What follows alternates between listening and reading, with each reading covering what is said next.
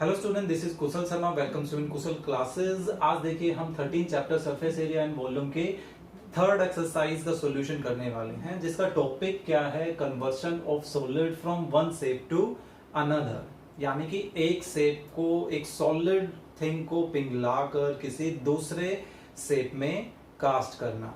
ठीक है, एक्चुअल में इस चीज का फर्क क्या पड़ता है। ऐसे में, ऐसी कंडीशन में जब हम जैसे कि फर्स्ट क्वेश्चन को ऑब्जर्व करें तो उस फर्स्ट क्वेश्चन में क्या है, एक मेटालिक स्फीयर है 4.2 रेडियस का, उसको पिघलाया गया है और रिकास्ट किया गया है एक सिलेंडर की फॉर्म में। सिलेंडर का रेडियस दे दिया गया है और हमें हाइट फाइंड आउट करनी है। तो ऐसे में इनके बीच रिलेशन क्या होगी? इनके बीच रिलेशन ये होती है कि जब भी हम किसी एक चीज को पिघलाकर दूसरे में कन्वर्ट करते हैं तो उससे उनका वॉल्यूम जो है वो हम आपस में इक्वल लेकर चलते हैं, उनका वॉल्यूम। ठीक है, एक चीज को पिघलाकर दूसरे में कन्वर्ट करने में। लेकिन उनका जो सरफेस एरिया होता है वो मे बी और मे नॉट बी की कंडीशन में रहता है, यानी कि वो इक्वल हो भी सकता है और नहीं भी हो सकता है। वो हमें जो मेजरमेंट दी जाती है उन पर डिपेंड करता है। ओके, सो सिंपली अब इस कंप्लीट एक्सरसाइज में हम क्या करने वाले हैं, इनके वॉल्यूम पर काम करने वाले हैं बेसिकली। ठीक है, वॉल्यूम निकालने के बाद फिर एक्स्ट्रा कोई भी चीज निकलवाई जा सकती है। ओके, तो फर्स्ट क्वेश्चन में हमने देखा कि भाई एक स्फीयर है 4.2 रेडियस का, उसको पिघला दिया गया और एक सिलेंडर की शेप में कन्वर्ट कर दिया गया है। और सिलेंडर में दो मेजरमेंट होती हैं, दो मेजरमेंट में जैसे एक रेडियस और एक हाइट होती है, तो उनमें से हमें किसी एक मेजरमेंट को दे दिया गया और दूसरी मेजरमेंट को फाइंड आउट करने के लिए बोला गया है। तो ऐसा करते हैं, देखिए यहाँ पर दोनों में ही रेडियस यूज होती है, तो इसके रेडियस को हम स्मॉल आर से डिनोट कर देते हैं और इसके रेडियस को कैपिटल आर से, और इसकी हाइट जो है जो हमें फाइंड आउट करनी है वो स्मॉल एस से ही रहने देते हैं। ठीक है, सो सॉल्यूशन जब हम स्टार्ट करेंगे तो क्या करेंगे, गिवन हमें क्या है, रेडियस कैपिटल आर बोल देते हैं, हम स्फीयर की बात कर रहे हैं। रेडियस ऑफ स्फीयर कितना है, 4.2 centimetre, and radius small r denote कर देते हैं ऑफ सिलेंडर, ये कितना गिवन है, 6 centimetre. And let height of cylinder, cylinder की हाइट को हम h यूनिट कंसीडर कर लेते हैं। ओके, सो अब यहां पर होगा क्या, इन दोनों का जो वॉल्यूम है वो इक्वल लेके चलेंगे। So at the time of conversion, ऐसा बता मेंशन कर देते हैं, at the time of conversion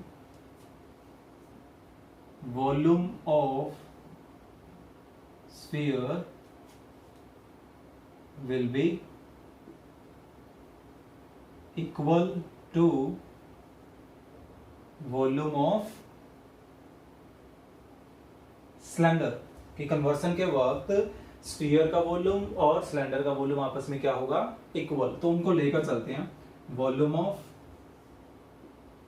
cylinder and is equal to volume of sphere. किसी को आगे पीछे लिख लीजिए, उससे कोई फर्क नहीं पड़ेगा, दोनों इक्वल ही है। ठीक है, सो सिलेंडर के वॉल्यूम का formula pi r square h, जो डिनोट किया है ध्यान दें उसी के अकॉर्डिंग लिखें, कई बार गलती हो जाती है।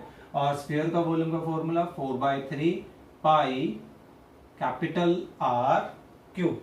ठीक है, तो अब इन क्वेश्चंस में जब भी दो कर्व फिगर्स आएंगे, जैसे कि स्फीयर भी एक कर्व है, सिलेंडर भी एक कर्व है, कौन भी आएगा, या कुछ और भी मिक्स आता है, क्यूबॉइड और क्यूब को छोड़कर, तो ऐसे में आप नोटिस करोगे दोनों तरफ पाई जरूर मौजूद होगा और दोनों ही आपस में कैंसिल हो जाएंगे, हमें उनकी वैल्यू रखने की जरूरत ही नहीं पड़ेगी। ठीक है, लेकिन जब क्यूबॉइड या क्यूब यूज होगा किसी एक साइड में तो ऑब्वियस सी बात है वो किसी से कैंसिल नहीं हो पाएगा।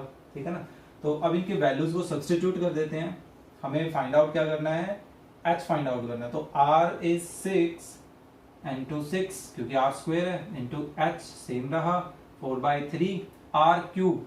अब देखिए जो r कैपिटल R है 4.2, इसको हम ऐसा लिख सकते हैं 42/10, है ना, ये रेडियस ही है, यस। ठीक है, सो 42/10 10 एंड 42 बाय 10 एंड 42 बाय 10, क्योंकि देखिए हमारे पास r क्यूब है तो 3 टाइम मल्टीपल में होगा। एंड 6 इंटू 6 को उधर डिवीजन में ले जाते हैं, 4 by 3, 42 by 10, 42 by 10 and 42 by 10, और 1 बाई 6 एंड 1 बाई 6 इधर मल्टीपल से इधर डिवाइड में आ गए। सो इनको कैंसिल कर देते हैं।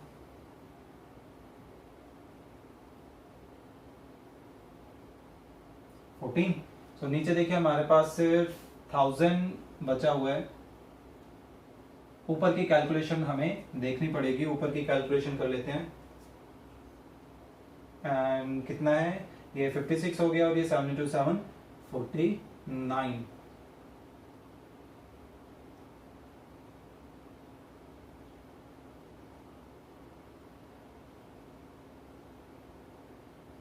ये अप्रोक्स आ रहा है 2744, और सॉरी नीचे 1000 आएगा, है ना। सो हाइट कितनी हो गई 2.744, और मेजरमेंट किस में चल रही है देखिए सेंटीमीटर में, तो ये आ गई सेंटीमीटर।